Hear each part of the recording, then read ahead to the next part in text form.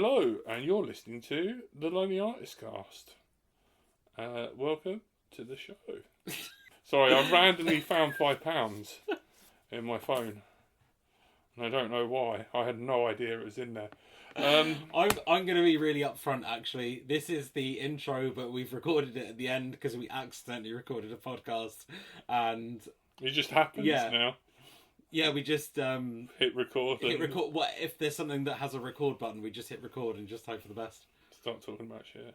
I'm Drew Fragile, and I'm joined by, as always, it's me, Anaseed, and I'm gonna get a phone screen protector. And I'm gonna fitted. Apply it. Fantastic. That's it. Enjoy the show.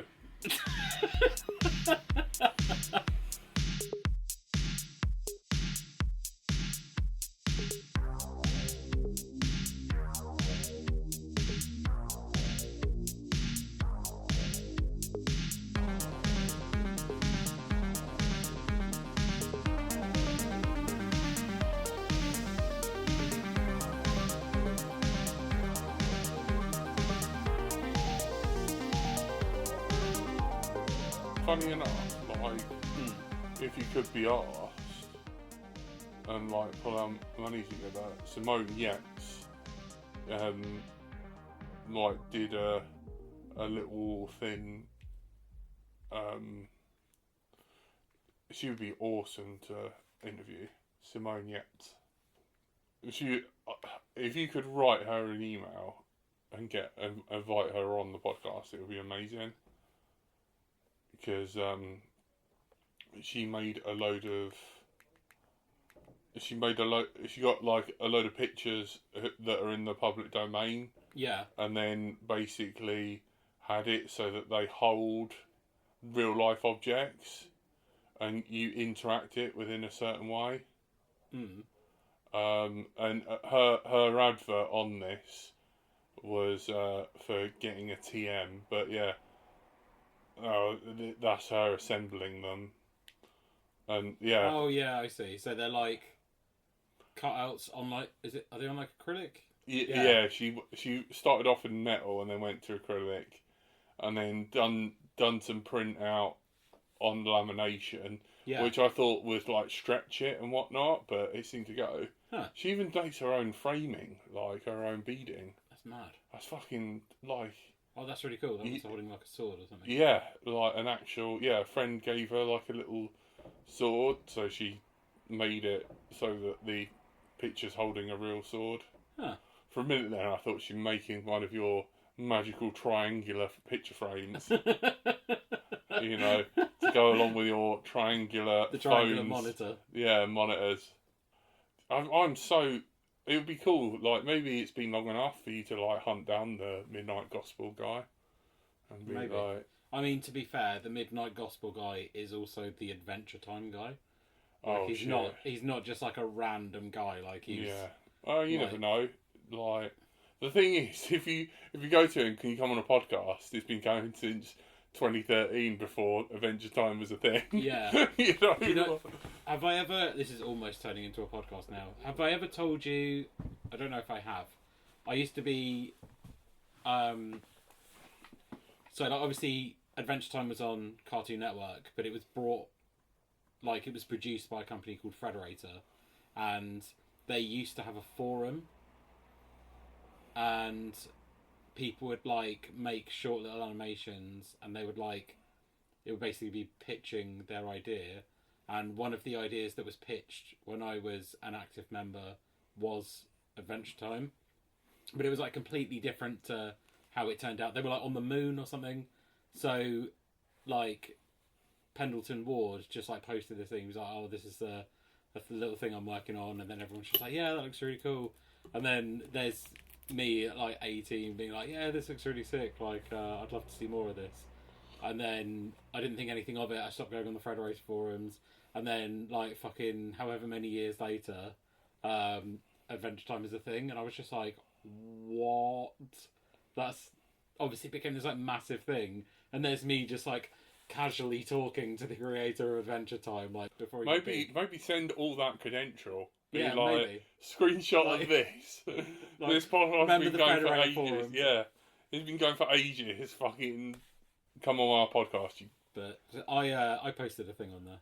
Yeah. It was like really stupid. It was like a vox pop, so it was like an illustration that I did, and then I like edited out the mouth, and then I just spoke and that kind of style of animation. But I was just like, I don't know, I haven't even got a pitch for this. I was just like, this will be funny. But to be honest, like when I first met you, Yeah. like there was a lot of creativity there. Mm. But what made me go, actually, this guy is funny, is how hyper self-aware you are to the point where you're awkward, and that's funny. And then like just in the middle of it, please bear with me with a picture of a bear going apeshit. It's just like, and I was like, I can work with this. And now we're here today. I wish I still had that animation, because that was an animation I did in college. I got the screenshot of the please bear with me. I can't even remember. I think it was like an autobiographical animation, but like I couldn't be arsed, so like I drew me as a baby, and like all the other characters were just like colourful like legs. Yeah. They were just like crotch monsters. Like they didn't have any arms, and then like I gave up halfway through, and I didn't know what I was doing, and rather than just pausing and then coming back to it, I got a picture of a bear and just added please bear with me. Yeah. There's a lot, like little, it was like my Brad's Best Man speech. Yeah. Like there's a girl doing like comedy, like learning stand up, and she was like, "Yeah, you got some stuff there," and I was like, "Okay." I'll tell you what, I think about stand up quite a lot. I do well. It is because I'm like I feel like I could. It is a dog sat in the corner of the room looking at me loads. Yeah, like I don't want to blow my own trumpet, but I feel like I could do it. The trouble is, you got to do it, and you've got to fail. Yeah. And it's like, have you ever watched the 8 out of 10 Cats? Like, and you hear Rachel Riley talk about it, and she goes, there's comics on it, and they'll try stuff, and and she goes, you're sat there and you're watching some of like the proper comics just do a joke, it falls flat, and they just plow on. It's that mental, and I think you're right. I think you have got it, because we've had shit shows like with Dom. Yeah. Where it's a little bit like, what the fuck is this? And like at Flowers, we had no respect, and we got shouted at. Yeah. And to the point, the thing Flowers feels like a fucking fever dream when I think back to it. It was so weird. I know. It was, that's her advert at the end of it, so definitely check it out. But they sort you out with like a TM trauma. TRAMATM, and they'll just like, for not very much, you get a discount code, we could trademark Lonely Artist Cast. I've got some money. I'd never even considered around. that. Yeah, I don't know. wondered where you were going with that. Huh? I wondered where you were going with that. Definitely check that out though. That's such a good really video, cool. And it's one of the ideas that she's done, and I went, that's fucking genius. And you just know that some fucking Etsy Chinese seller's just gonna fucking rip that off. 100%. And do it It'll be like a Temu special. Yeah, it will really assemble your own vacuum pack fucking bullshit. Yeah. But we just, I think we need to maybe might need to get little, I don't know whether you want to bookbind as if you've got any spare time because you're fucking editing non-stop. But I might buy us some little black books and just be like, write funny ideas, write guests down. Yeah. And just... I mean, if there's something that I don't need to make, it is books. The amount of Have you got two that are similar for us? I've got... Remember when we went to Sea Whites? Yeah. I bought. Maybe we should go to see Whites again. I do actually need to go. I can't even remember. I bought Let's loads go. of these. Let's go this these week. Like A6. This coming week. Uh, At some point. yeah, they're actually open weekends now. Yeah. They weren't before. They're actually open normal times, like a normal shop, until 5. Oh, it's amazing, isn't it? Yeah, instead of like until 1 o'clock or whatever it was before. But I could do. I can drive and meet you somewhere, and then Oh yeah. like we can That'd both legally drive, or Oh yeah. you can I mean, last time we went, I drove, so I think on that logic, it's your turn. or Yeah, or I drive you in your car if you want. Yeah, because these A6 notebooks, they were literally at £1.25.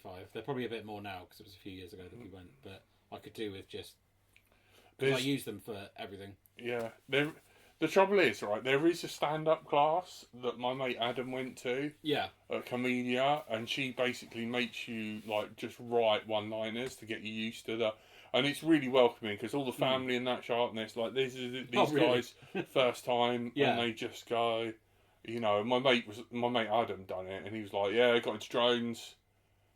Not the best idea because I'm scared of heights, and you know, and it was, and some people did write some shit, but I could not stand it.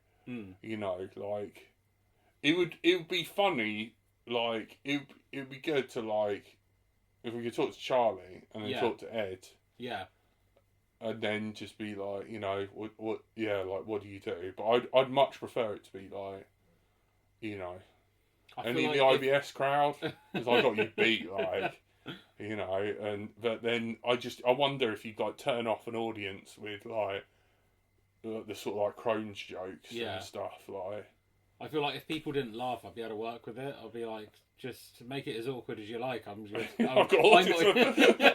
I'm a dyspraxic. It's going to be nothing but awkward. Yeah. If you make it awkward enough, it can get so awkward as I retreat backwards, I fall off the stage, and then you fuckers will laugh.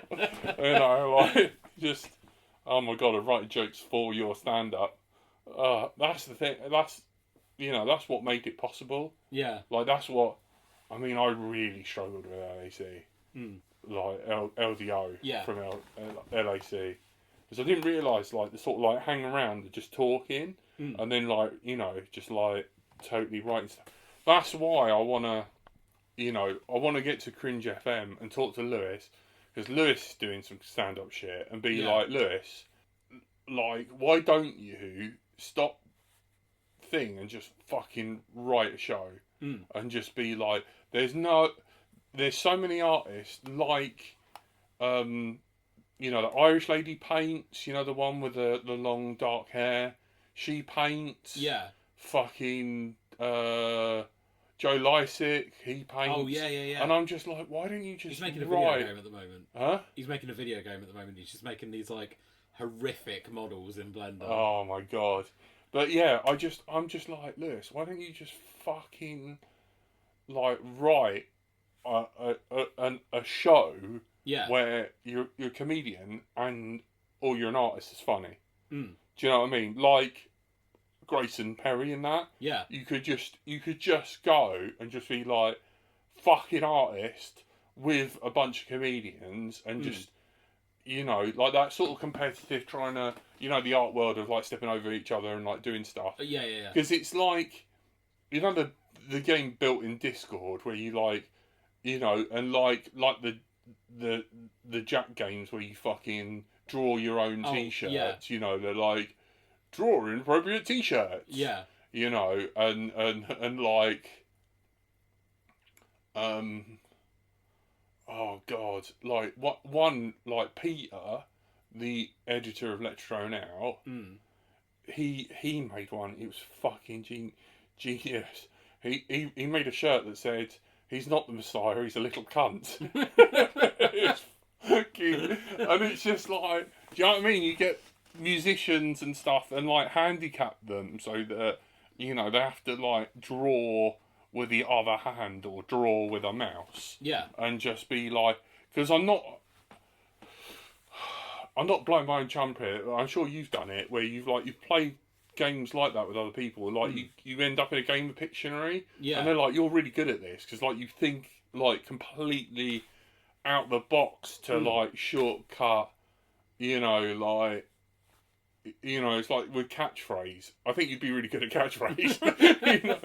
you know, like it's just like half an idea of. I'm sure we've played some games. Like there's a game on Steam that I've always wanted to stream with you. Yeah. And do called Art School, and you go through and like draw different things and that, and it. Yeah, I don't know, but yeah, maybe we should do some sort of stand up at some point. Maybe that's what the future holds. Yeah, maybe we should try and get on that. Like, ironically, the thing that I always think is I'd be really awkward at that, but it's like that's the whole point. That's my whole shtick. Yeah. Part of me wants to like. I just think if me, like, because I love Fox. Yeah. Like me and Fox. We just met. You know when you just meet someone, you go, "You're right, you are." Yeah. Like mutually at each other, and go, "Yeah." Like, and that's like from day one. It was like meet Fox. The next day's your birthday, so I just print an extra shirt. Just do a custom shirt. I'm like, and I was just like printed it, gave it to Fox. Fox loved that fucking shirt, and to the point where like. A couple of things like asked me to like print that shirt, and I was like, nah, it's done that for Fox. Can't, you know? I was like, you can have it. You know that girl that I done for the stickers. You could just never buy it as a shirt because I was just like, I'm not doing it. So, you know, but. Oh, speaking of t-shirts, as this is now just flat out turning into a podcast somehow. So obviously I did MegaCon. Yeah. And it was like... You fucking stressed me out because of the time. We ain't charged anything. Like, yeah, carry on. Can you just talk and I'll plug things in? Yeah, that's fine. So I was a bit like, oh, you know, it's MegaCon Birmingham. Like, it is what it is. Like, it's not always amazing. But I was sat at my table, and then there was this group of people. They just happened to be standing there by chance. And then they glanced over at some of my comics, and they were like, that looks a bit... I'm paraphrasing, but they were like, that looks a bit Power Rangers-y. You told me. Yeah. But, so they were like Power Rangers and, like, tokusatsu, like, YouTubers, so they're, like, all about that life. And, like, they've got loads of commissions and whatever. And one of them bought a T-shirt, and now we follow each other on... Like, yeah, didn't one of them come back twice? Yeah, one came back twice. Yeah, that's so funny. So yeah, they brought a T-shirt and they punched. They've posted a load of videos where they're wearing the T-shirt, and I'm just like, that's such good publicity. The fact, and I was just like, that's what I want from people. Like, if two people buy a shirt and then they just post about how it's their favourite shirt and they wear it in loads of videos and photos, like. That's fine. That's the other detail that makes me appreciate you, is that there's two things I've noticed. I come through old posts where, like, I know that A, you love the T-shirt, but also if the next too tight, or it's not a good quality T-shirt. Like, I know if you give me a T-shirt, it's like, you know, we printed those Evangelion ones, and it's like. Like, look at it, it's Gildan soft spun. It's not even value. Like, I was just like, oh my god, we killed those. In a way, they looked cool with the splashes. You should have splashed them with red as well. Yeah. And that would have looked even cooler. The one that I've got that fits me with splashes, I wear, like, all the time. Yeah. But, like, when I was doing pre-orders for those T-shirts, someone was like, what kind of T-shirts do you print them on? And I was like, Gildan heavy. Like, yeah. Like, it's always... I made the mistake once of doing Fruit of the Loom. Worst mistake I've ever made. Fuck. They were... Their horrible. Old ones are good, but now new dog ones. shit. But yeah, and it's so funny. Like, I got a friend like Becca Thomas, and it's like, my favourite T-shirt. It's got this in the label. What is it?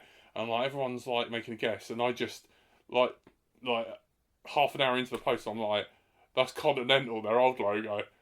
And then someone goes, yeah, he's right. I looked it up. It's just like, I was like, the same with paperweights. Yeah, I was was Do you remember that one time you handed me, you handed me something, I was like, what the fuck's this? And you're like, run out. I'm like, oh yeah, okay, so yeah, of course. I'm like, I was just like...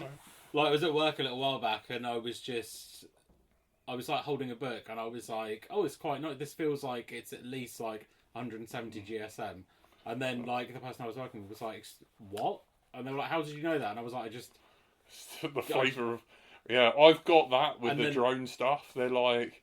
They plug it in, I'm like, yeah, that's not working because it's on prototype firmware. And they're like, how do you know? And I'm like, the beeps. And I'm like...